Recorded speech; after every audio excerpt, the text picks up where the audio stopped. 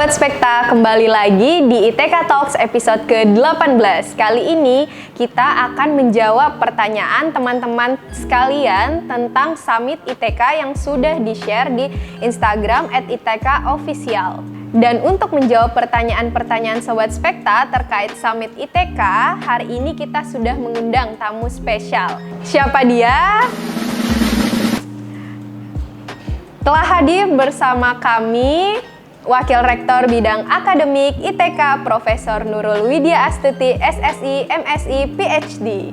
Baik, selamat datang Ibu Nurul. Kita langsung masuk ke pertanyaan pertama karena teman-teman sudah tidak sabar nih, karena dari sekian banyak DM itu banyak banget Bu yang bertanya terkait kapan sih Summit ITK itu dibuka. Mungkin kita masuk ke pertanyaan pertama dulu. Apa itu Summit ITK? Summit ITK adalah jalur mandiri di ITK, mulai dibuka tanggal 23 Juni 2022 setelah pengumuman SBMPTN. Bagi adik-adik yang belum beruntung di SBMPTN bisa mencoba mendaftar di jalur Summit ITK. Baik, jadi Summit sendiri akan dibuka setelah UTBK ya, setelah pengumuman UTBK nanti kita akan langsung membuka jalur Summit. Jadi untuk adik-adik sekalian dipantau Instagramnya karena nanti pengumumannya akan ada di Instagram @ITKofficial. Pertanyaan selanjutnya, prosedur Summit seperti apa dan apakah ada ujian tertulis, Bu? Oke, baik. Prosedur Summit di ITK itu bisa melalui dua cara. Yang pertama, adik-adik bisa menggunakan nilai UTBK-nya bagi adik-adik yang punya nilai UTBK yang kemarin mengikuti UTBK. Bagi adik-adik yang tidak memiliki nilai UTBK karena waktu itu tidak mengikuti UTBK, maka adik bisa menggunakan nilai rapor. Oke, kita masuk ke pertanyaan selanjutnya. Ada banyak juga nih Bu yang masih bingung terkait jalur kemitraan itu seperti apa dan mitranya apa saja kira-kira yang pernah jadi mitra di ITK tahun lalu. Di ITK untuk jalur Summit ini kita membagi dua kategori, Summit reguler dan Summit kemitraan. Summit reguler itu bisa siapa saja yang ingin mendaftar melalui jalur Summit ITK. Untuk yang jalur kemitraannya itu khusus dibuka oleh ITK dengan mitra-mitra yang sudah mempunyai kerjasama. Jadi kalau sebelumnya itu di ITK ada kerjasama dengan KPC ya. KPC, terus kemudian dengan beberapa sekolah-sekolah yang ada di Balikpapan dan Kalimantan Timur. Nah, bagi adik-adik yang tertarik dengan jalur kemitraan ini bisa mencari informasi di sekolah masing-masing apakah sekolahnya sudah mempunyai kerjasama dengan ITK, atau adik-adik bisa menanyakan ke orang tua adik-adik bila tempat kerja dari orang tua adik-adik itu punya kerjasama dengan ITK. Contohnya tadi kalau adik-adik orang tuanya bekerja di KPC, maka bisa menggunakan jalur kemitraan. Nah, seperti itu teman-teman terkait jalur kemitraan. Kita masuk ke pertanyaan selanjutnya, Bu. Apakah ada prodi yang bisa didaftar oleh siswa IPS? Ada prodi DKV ya. DKV, kebetulan prodi DKV ini adalah prodi yang baru, desain komunikasi visual. Bagi adik-adik yang suka desain seperti itu, silahkan bisa mendaftar di DKV ITK.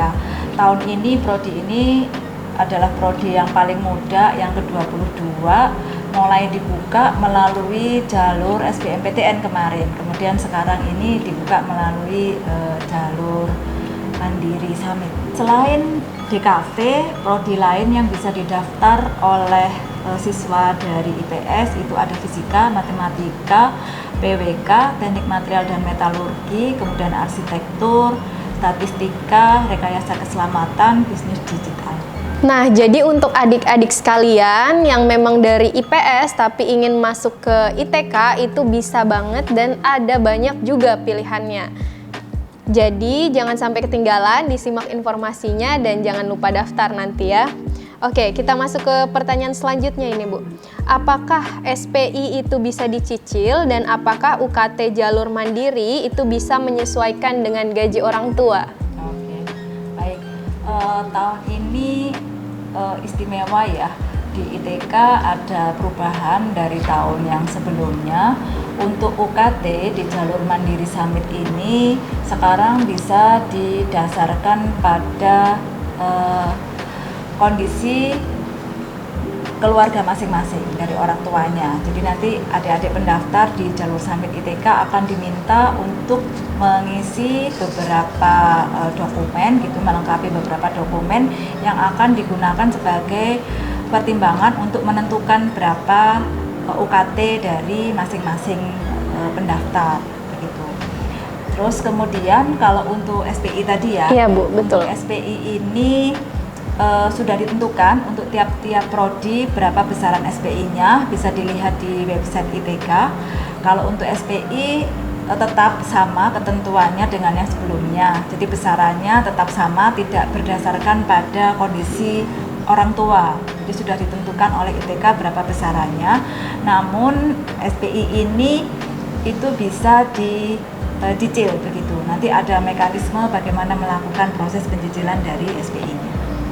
Jadi teman-teman, untuk tahun ini memang kita memberikan kebijakan khusus ya Bu ya, terkait UKT Mandiri. Jadi buat teman-teman yang pengen daftar itu jangan ragu untuk daftar, karena kebetulan tahun ini ada perlakuan yang khusus.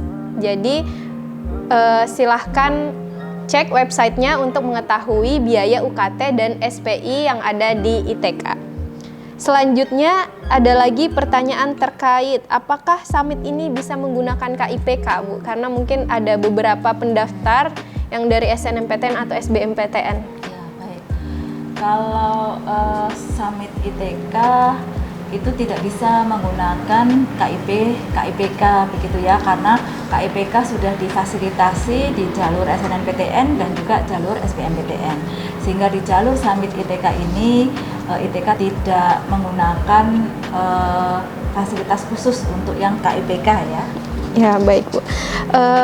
Karena tidak bisa menggunakan KIPK, apa saja beasiswa untuk mahasiswa baru Bu selain KIPK yang ada di ITK? Baik. Kalau sudah diterima sebagai mahasiswa ITK, itu nanti sebagai mahasiswa ITK punya kesempatan untuk mengajukan beasiswa. Tentunya syarat-syaratnya harus dipenuhi ya. Ada beasiswa yang bisa kita dapatkan itu dari Pemprov Kaltim, kemudian dari BI, kemudian dari Pertamina, terus kemudian dari SPE dan lain sebagainya. Ada beberapa yang bisa adik-adik dapatkan nanti setelah menjadi mahasiswa ITK. Dengan syarat-syaratnya nanti akan diumumkan di ITK, bisa mendaftar di sana. Baik, jadi teman-teman, beasiswa yang ada di ITK itu bukan cuma KIPK saja, tapi ada juga berbagai macam beasiswa dari perusahaan maupun BUMN yang ada di Indonesia dan telah bekerja sama dengan ITK. Oke, selanjutnya adalah pertanyaan terkait daya tampung summit di ITK sendiri itu ada berapa Bu? Kuota untuk jalur summit itu sudah ada ketentuannya berdasarkan peraturan Kemendikbudristek ya. Sudah ada ketentuannya, jadi kalau di ITK itu rentangnya berdasarkan ketentuan tadi antara 5-10%, tergantung dari prodi masing-masing begitu. Jadi sudah ada ketentuannya, memang tidak terlalu banyak dibandingkan jalur SN dan SB. Baik, untuk selanjutnya, apakah jalur mandiri harus memiliki akun LTMPT Bu? Untuk jalur mandiri tidak harus memiliki akun LTMPT karena itu pendaftaran untuk jalur summit ITK dikelola oleh internal perguruan tinggi masing-masing. Sehingga kalau di ITK nanti mendaftarnya melalui website yang sudah disediakan oleh ITK. Silahkan bisa dilihat di sana. Oke, baik. Selanjutnya, ini mungkin juga salah satu pertanyaan yang paling banyak ditanya, prodi di ITK saat ini ada berapa dan kira-kira prospek kerja ya yang paling bagus di antara prodi-prodi tersebut, prodi apa Bu? Di ITK ada 5 jurusan dengan 22 program studi. Yang pertama adalah jurusan Matematika dan Teknologi Informasi. Di dalamnya ada program studi Matematika, Informatika, Sistem Informasi, Ilmu Aktuaria, Statistika, dan Bisnis Digital. Kemudian ada jurusan Sains Teknologi Pangan dan Kemaritiman. Di dalamnya ada program studi Fisika, Teknik Perkapalan, Teknik Kelautan, dan Teknologi Pangan. Kemudian ada jurusan Teknologi Industri dan Proses. Di dalamnya ada program studi teknik mesin, teknik kimia, teknik elektro, teknik industri, rekayasa keselamatan, dan yang terbaru ada teknik logistik. Kemudian ada jurusan teknik sipil dan perencanaan. Di dalamnya ada program studi teknik sipil, perencanaan wilayah dan kota, dan arsitektur, serta desain komunikasi visual. Kemudian yang terakhir adalah jurusan ilmu kebumian dan lingkungan. Di dalamnya ada program studi teknik lingkungan dan teknik material dan metalurgi. Untuk prospek bidang pekerjaannya, prospek yang mana yang paling baik setelah lulus? Nah, semua program studi di ITK sudah dirancang sedemikian rupa, didesain untuk kurikulum dan beberapa aktivitas pendukung di dalam akademik maupun non-akademiknya untuk mengantarkan lulusannya bisa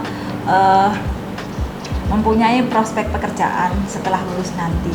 Jadi adik-adik jangan khawatir di prodi yang mana yang punya prospek, karena semua akan bisa mempunyai kesempatan yang sama asalkan satu, adik-adik punya prestasi dan bisa menghasilkan prestasi yang baik. Ketika masuk di ITK nanti pasti akan banyak yang bisa mendapatkan pekerjaan. Itu dia tadi program studi yang kita miliki, itu terdapat 22 program studi. Selanjutnya jalur Summit ITK itu lebih mengutamakan skor UTBK atau nilai rapor, Bu. Mungkin teman-teman ada yang bingung apakah harus mensubmit nilai raport ataukah nilai UTBK-nya. Saran kami, kalau adik-adik pernah mengikuti UTBK, masukkanlah nilai UTBK. Kalau adik-adik yang tidak mempunyai nilai UTBK karena kemarin tidak mengikuti, maka adik bisa menggunakan nilai raport. Nah, apakah ada khusus antara nilai UTBK dengan nilai raport? Kami sama saja antara nilai raport dengan nilai UTBK, akan kami dasarkan berdasarkan standar dari, kalau nilai UTBK standarnya kita akan menggunakan penilaian di SBMPTN, sedangkan kalau untuk nilai raport akan kami gunakan standarnya berdasarkan yang sama dengan penilaian di SNMPTN. Baik, jadi teman-teman tidak usah bimbang antara mau mengikuti pakai raport atau mau mengikuti pakai nilai UTBK. Jadi buat yang punya nilai UTBK silahkan dengan nilai UTBK, karena untuk yang nilai raport adalah teman-teman yang tidak sempat mengikuti UTBK. Selanjutnya, apakah perkuliahan nanti dilakukan secara online atau offline, Bu? Insya Allah untuk perkuliahan nanti itu akan dilakukan secara offline ya. Offline artinya datang ke kampus seperti biasa, seperti sebelum pandemi. Alhamdulillah kondisi sekarang sudah makin membaik, jadi sejak semester berjalan saat ini itu di ITK sudah menjalankan perkuliahan luring begitu. Oke, baik. Selanjutnya, selain kegiatan belajar mengajar, apakah ITK memiliki ekstrakurikuler? Di ITK ada banyak sekali kegiatan yang bisa diikuti oleh mahasiswa di luar kegiatan perkuliahan gitu ya. Jadi bisa mengikuti di Pusat Kemahasiswaan dan Alumni namanya. Di sana ada beberapa kegiatan ekstrakurikuler seperti olahraga, beberapa olahraga itu ada fasilitasnya, juga ada fasilitas lapangan olahraga di kampus ITK. Kemudian ada juga yang senang dengan bidang penalaran, adik-adik bisa mengikuti di sana, termasuk juga nanti bisa mengikuti kompetisi-kompetisi lomba yang ada di nasional maupun internasional. Kemudian ada juga Asma Warman, itu tentang aerodinamik ya, mendesain bagaimana pesawat miniatur pesawat, itu bisa bergabung di sana. Dan juga ada mobil listrik Enggang, itu adik-adik bisa ikut di dalam kegiatan UKM Enggang. Nanti adik-adik yang tertarik di situ bisa ikut mendesain mobil listrik yang dikembangkan terus di ITK, dan juga mengikuti lomba-lombanya. Biasanya ada lomba mobil listrik nasional, itu mahasiswa ITK juga mengikuti. Yang lainnya lagi seperti tari, musik, pramuka, itu juga ada. Banyak sekali yang bisa diikuti. Nanti silakan aktif di sana selain juga aktif di perkuliahan. Ya, jadi di ITK itu memfasilitasi teman-teman sekalian untuk mengikuti kegiatan-kegiatan selain kegiatan akademik. Jadi buat teman-teman yang punya hobi itu bisa disalurkan juga di ITK. Selanjutnya, Pertanyaan terkait asrama ini Bu, apakah asrama itu sudah bisa digunakan? Baik, asrama di ITK sudah bisa digunakan ya, saat ini fasilitasnya sudah lengkap dan sudah siap untuk menerima mahasiswa. Total yang bisa ditampung di asrama 132. Memang tidak banyak, jadi asrama itu nanti akan diberikan kepada mahasiswa yang sangat-sangat membutuhkan. Baik, jadi jawabannya adalah asrama kita itu sudah bisa digunakan teman-teman. Namun mungkin dalam penggunaannya belum bisa menampung semua mahasiswa baru, tapi kami akan memberikan penawaran penggunaan asrama kepada teman-teman yang memang membutuhkan fasilitas asrama. Selanjutnya ini pertanyaan terakhir. Jika ada keluhan atau saran untuk ITK, apa yang harus dilakukan, Bu? Bila ada saran untuk ITK, dengan senang hati kami bisa menerimanya dan bisa disampaikan di spik.ac.id. Ya. Dan untuk saran juga bisa melalui WA Humas ITK di 0811 5390 801. Silahkan bisa mengakses di sana. Baik, itu dia tadi pertanyaan terkait Summit ITK yang sudah dijawab langsung oleh Wakil Rektor Bidang Akademik kita. Yang terakhir mungkin dari Bu Nurul nih, ada pesan untuk teman-teman yang akan mendaftar jalur Summit ITK. Bagi teman-teman yang mau mendaftar jalur Summit ITK, tetap semangat begitu ya. Mudah-mudahan jalur ini menjadi jalan bagi adik-adik untuk mewujudkan cita-citanya. Selamat berjuang dan sukses selalu. Terima kasih sudah menonton episode ITK Talks Q&A Summit bersama Wakil Rektor Bidang Akademik ITK. Sampai jumpa di ITK Talks selanjutnya.